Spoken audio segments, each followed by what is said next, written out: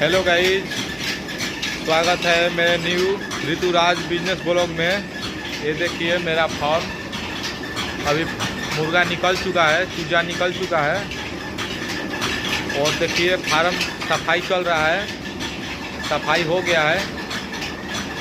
और ये देखिए हमारे मीट चल रहा है उधर में, आटा चक्की का।